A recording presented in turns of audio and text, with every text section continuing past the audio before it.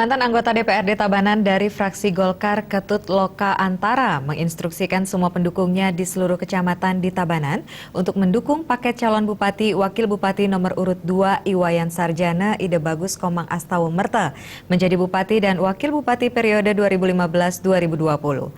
Hal itu terungkap saat simakrama dan penyampaian visi misi paket Jana Amerta tersebut di rumahnya Banjar Bantas Tengah Kaje, Slemadeg Timur.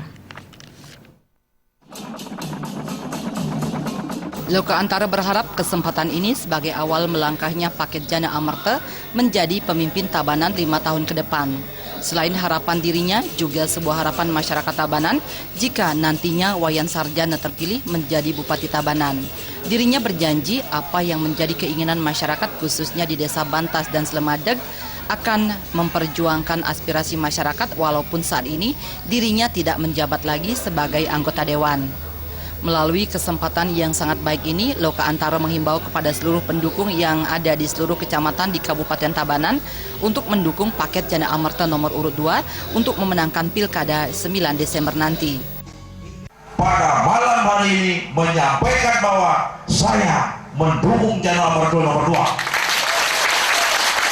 Saya juga meminta kepada rekan-rekan yang ada di seluruh kecamatan Slemadeg dan kecamatan Slemadeg dan semua di Kabupaten Tabanan untuk menginformasikan semua kepada pendukung-pendukung saya bahwa saya Ketut Loka Antara berada di paslon nomor 2.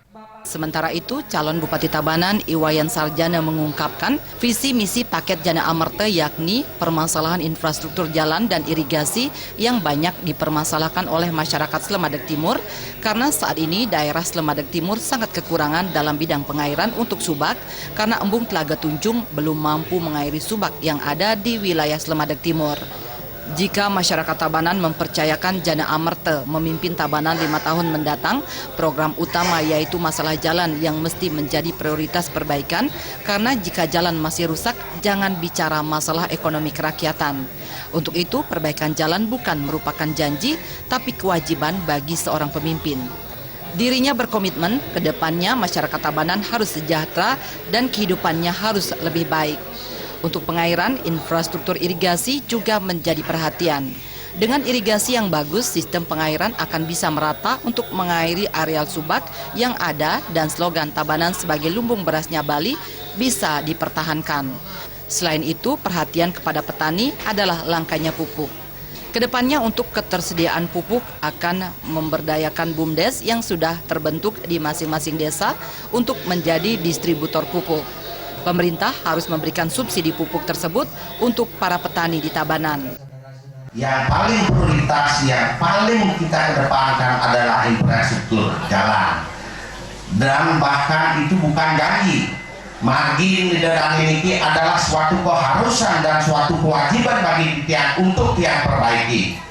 Ketika pemerintah sekarang menjanjikan kesejahteraan masyarakat, itu tidak ada. Terkecuali masyarakat akan sejahtera ketika infrastruktur ida dan nenek, jalan ida dan nenek niki sudah dihormati kita ge. Simakrama penyampaian visi misi Jana Amerta juga dihadiri partai pendukung dan partai pengusung serta ratusan relawan dan pendukung Jana Amerta. Di akhir acara, masyarakat dihibur oleh lawak dan penyanyi Bali Ana Agung Rakesidan. Tim Liputan melaporkan.